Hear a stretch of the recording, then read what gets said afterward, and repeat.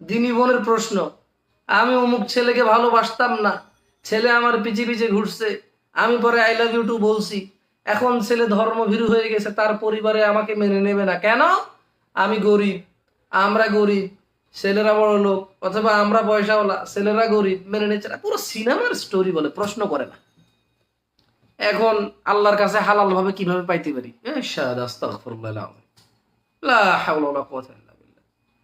আল্লাহ বলছে যে দেখা যাবে না, ছোঁয়া যাবে না, কথা বলা যাবে না, সঙ্গে থাকা যাবে না, কামনা করা যাবে না। আপনি বলতেছেন যে হালাল ভাবে চাইবেন, ওকে মানে কি? কেউ যদি আমাকে বলে স্যার ঘু পায়খানা কিভাবে রান্না করলে খাওয়ার উপযোগী হবে বলেন, ভাই আমি কি বলতে পারি? ভাই বলেন, কোন রেসিপি কোন ময় মশলা দিয়ে পায়খানা রান্না করলে খাওয়ার উপযোগী হবে আমি জানি না ভাই। অমুক ছেলে তুমুক মেয়েকে প্রেম করে ভুলতে পারে না, মেয়ে এখন আরেকজনের সাথে কথা বলে, তার সাথে কথা বলে না, হাতে হাত রেখে কালিমা পড়ে কসম করে তারা সম্পর্ক শুরু করেছে, এখন মেয়ে অন্য ছেলের সাথে কথা বলে। এখন উপায় বলতাম কি মানে এই মেয়ের কি গুনাহ হবে?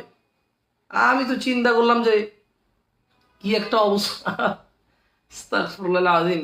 এক কুকুরে যে ঘু খাচ্ছে একজনের, আরেক কুকুর এসে খায় ফেলছে। এখন প্রশ্ন হচ্ছে, যেই কুকুরে এসে ঘু প্রথমে খাইতেছিল, পরের কুকুর যে ঘু খাইছে, এটা কি প্রথম কুকুরের রিজিক মারছে দ্বিতীয় কুকুরে?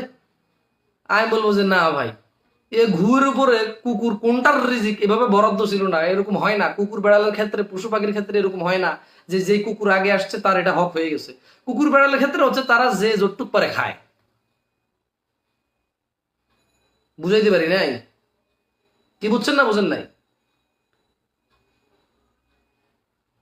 মানে পায়খানা কিভাবে রান্না করলে সুস্বাদু রেসিপিতে পরিণত হবে, পৃথিবীর সবচাইতে বাবুর্চিকে যায় যদি বলা হয়, সে কি আপনাকে রেসিপি দিতে পারবে যে এই এই মশলাপাতি দিয়ে এতক্ষণ রান্না করলে এতটুকু পানি দিয়ে পায়খানাটা অত্যন্ত দারুণ হবে? বলেন পারবে?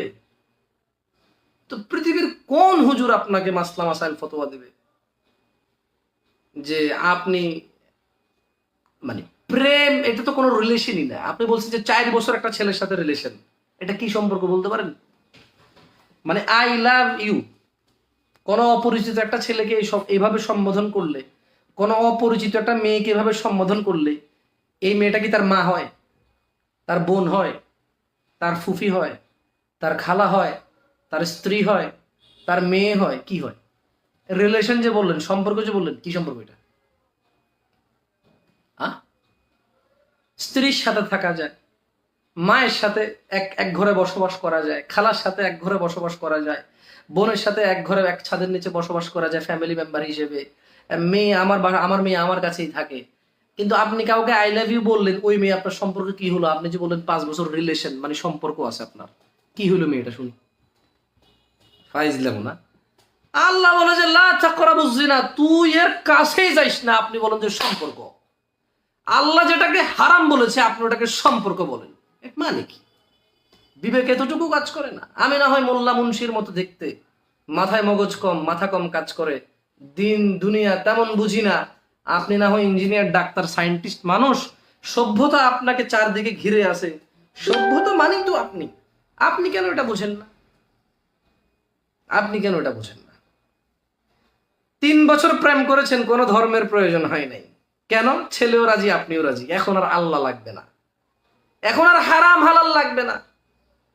আপনার সাথে সে কোথাও গিয়ে রাত কাটাইছে, তারপর এখন অন্য কোনো মেয়েকে বিয়ে করছে, ওই ছেলের কি গুনাহ হবে না? আপনার সাথে রাত কাটাইছে, আপনি এটা প্রশ্ন করতেছেন। ইন্না লিল্লাহি ওয়া ইন্না ইলাইহি রাজিউন। আস্তাগফিরুল্লাহ।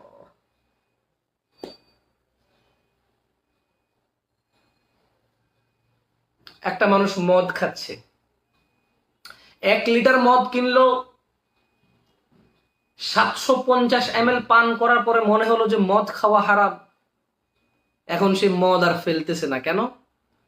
বলে যে টাকা দিয়ে কিনছি, তাহলে অপচয় হয়ে যাবে, ওটা তোর বড় গুনাহ। মুসলিমদের যুক্তি এমন হয়ে গেছে যে 4 বছর প্রেম করছি, এখন আল্লাহকে ভয় পাচ্ছি, ওই ছেলেকে ছাড়তে চাই, কিন্তু যদি গুনাহ হয় ছেলেকে ছাড়লে ও বলছে হক ছাড়বে না, ওর সাথে 4 বছর সম্পর্ক ছিল, ও বলছে হক ছাড়বে না আমার যদি গুনাহ হয়। আল্লাহ বলছে যে ওই ছেলের কাছেই যাওয়া যাবে না, উনি একে ছাড়লে যদি গুনাহ হয়, এই টেনশনে আছে। বুঝাইতে পারি নাই, বুঝাইতে পারি না, ওয়াল্লাহি বুঝাইতে পারি না। আল্লাহ বললো যে okay, he is no one, she is no one. ও বললো যে কোরআন শরীফ ছুঁয়ে কসম করেছি ওকে ছাড়া কাউকে বিয়ে করব না, 3 বছর থেকে কথা বলছি, এখন একটু ওয়াজ মাহফিল শুনে মনে হচ্ছে এগুলা গুনাহ জায়েজ নাই, আমি ওকে ছেড়ে দিতে বলছি, ও বলছে যে কাইল হাসরের মাঠে দাবি ছাড়বে না। আল্লাহ বললো যে ওর সাথে কথা বলিস না, এ বলতেছে যে ওকে ছেড়ে দিলে তোকে ধরতে কে বলছে রে, ধরাই যা, তুই ছাড়বি কি? ছোটদেরকে বললাম আপনি ছাড়বেন কি? এটা তো ধরাই যায় না, এটা তো ধরাই যাবে না। যে জিনিস ধরা যায় না সেই জিনিস ছাড়ার প্রশ্ন আসে কেন? তাহলে প্রশ্ন হুজুর করবো কি? আরে যেই দিন মনে হবে অন্যায় অপরাধ, খালাস, he is no one, she is no one, bye bye, মা সালামা, টাটা, আস্তাগফিরুল্লাহ, আস্তাগফিরুল্লাহ, আস্তাগফিরুল্লাহ, আস্তাগফিরুকা ওয়া আতুবু ইলাইক, আস্তাগফিরুল্লাহ আল্লাযী লা ইলাহা ইল্লা হুয়াল হাইয়ুল কাইয়্যুম ওয়া আতুবু ইলাইক। খালাস, সেও না, অন্য কেউ না। স্ত্রী কার মতো দোয়া করব?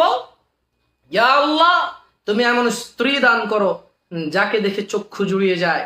ইয়া আল্লাহ তুমি উম্মাহাতুল মুমিনিন আয়েশা, খাদিজা এদের মতো চরিত্রবান স্ত্রী দান করিও। এমন স্ত্রী দান করবা আল্লাহ যাদের চরিত্র উম্মাহাতুল মুমিনদের মতো। আমাদের বোন ফাতিমা রাদিয়াল্লাহু আনহার মতো হবে, ধৈর্যশীল হবে, খাদিজাতুল কুবরার মতো, উম্মাহাতুল মুমিন আয়েশার মতো বুদ্ধিমতী হবে। এইরকম দোয়া করব। ফারহানা, জরিনা, সকিনা, হ্যাঁ তারপর কি ঝর্ণা, বর্ণা, স্বর্ণা, লতা, গীতা, নাম ধরে দরকার নাই তো, নাম ধরে দরকার নাই চাওয়ার। যাকে আপনি 3 বছর আগ থেকে চেনেন ওই হইতে হবে? No, it's not important. আপনার জন্য ইম্পর্টেন্ট একজন এমন স্ত্রী যে নেককার হবে, সালেহা হবে, সচ্চরিত্রবান হবে, ধৈর্যশীলা হবে, বুদ্ধিমতী হবে, সুন্দরী হবে, গুণবতী হবে, কিচ্ছু নাই কিন্তু ধার্মিক হবে, আল্লাহ ভীরু হবে। পয়সা নাই, সৌন্দর্য নাই, তেমন বুদ্ধি নাই, তেমন চতুর না, তেমন উঁচু লম্বা না, তেমন বড় বংশের মেয়ে না, কিন্তু আল্লাহ ভীরু, ব্যাস, it will be enough for you and your whole family. শেখ কিভাবে সকিনাকে আমার করা যায় একটা পরামর্শ দেন না। আমি হারাম থেকে বেরোতে পারতেছি না শেখ, আমি চাই ওকে হালাল করে ফেলি। তো কেমনে? বলে আমি তো সবসময় তাহাজ্জুদ পড়ে আল্লাহর কাছে বলি আল্লাহ সকিনা যাতে আমার হয়ে যায়। What kind of joke is this? আপনার কি বিবাহের প্রয়োজন না সকিনার প্রয়োজন? বলে যে আমার সকিনা কি বিবাহের প্রয়োজন? নো নো নো, এভাবে হবে না। আপনি আল্লাহর কাছে বিবাহের জন্য তৌফিক চান, এবার আল্লাহ যাকে চয়েস করে আপনার জন্য, যেদিকে আপনার সহজ হয়। ও কঠিন করে রাখছে নিজেরটাই নিজে, এখানে ছাড়া করবেই না বিয়ে। হুজুর আমার বয়স 22 বছর, আমার বাবা, আমার নাম ঝর্ণা, আমার নাম স্বর্ণা, আমার নাম কৈতুরি, আমার বাবা আমাকে বিয়ে দিচ্ছেন, আমি অন্যায় কাজে লিপ্ত হয়ে আছি। হুজুর এই অবস্থা কি বাপ মাকে না বলে পালিয়ে গিয়ে বিয়ে করলে হবে? আমি বললাম যে অপরিচিত কারোর সাথে নাকি পরিচিত কারোর সাথে? বলে যে না ছেলেকে 5 বছর থেকে চিনি। আমি বললাম ও, তো আপনার আসলে বিবাহের প্রয়োজন নাকি ওই ছেলের সাথে বিবাহের প্রয়োজন? বলে যে না শেখ ওই ছেলের সাথে বিবাহের প্রয়োজন। আমি মিজানুর রহমান আজহারির ওয়াজ শুনছি, আপনার 2টা বক্তব্য শুনছি, আব্দুর রাজাক বিন ইউসুফের ওয়াজ শুনছি, অমুক হুজুরের ওয়াজ শুনছি, এটা অনেক বড় অন্যায়। আমি এখন বাবা মাকে না বলে পালিয়ে বিয়ে করলে গুনাহ হবে? চিন্তা করেন, দেখছেন কি ধর্মভীরু? মানে আগে উনি অধার্মিক ছিল, এইবার উনি ধর্ম বুঝছে। আস্তাগফিরুল্লাহ আল-আযীম। এই দেশের যত ছেলে যত মেয়েকে কোরআন শপথ করাইছে, মাথা ছুমাইছে, পেট ছুমাইছে, পিঠ ছুমাইছে প্রেম করার জন্য, একে ছেড়ে অন্য কাউকে বিবাহ না করার জন্য, এসব কসম করাই গুনাহ হয়েছে। এগুলা ছাড়লে আরো নেকির কাজ।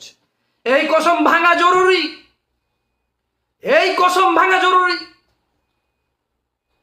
এই দেশের যত মেয়ে যত ছেলেকে মসজিদ ছোঁয়াইছে, তাইয়া ছোঁয়াইছে, বাপের কসম, মার কসম, কোরআনের আয়াতের কসম, নিজের উন্নার মধ্যে 2 রাকাত নফল নামাজের কসম, এগুলো ভাঙা জরুরি। এগুলো ভাঙলে গুনাহ হবে না, উল্টা নেকি হবে। এগুলো ভাঙতে হবে। এ ভাই, বিসমিল্লাহ বলে মদ খাইলে কি কম গুনাহ হয় না বেশি? মদ তো গুনাহ, কিন্তু যদি বিসমিল্লাহ বলে খাওয়া হয়। জিনা করা গুনাহ, যদি বিসমিল্লাহ বলে করা হয় হালাল হয়ে যাবে, হালাল হয়ে যাবে।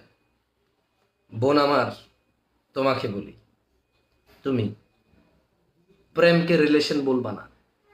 এই পৃথিবীর কোনো ইসলামিক সমাজে প্রেম কোনো সম্পর্কের মধ্যে পড়ে না।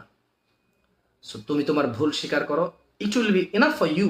এটা তোমার জন্য যথেষ্ট হবে ইনশাআল্লাহ। তুমি শুধু ভুল স্বীকার করো রবের কাছে।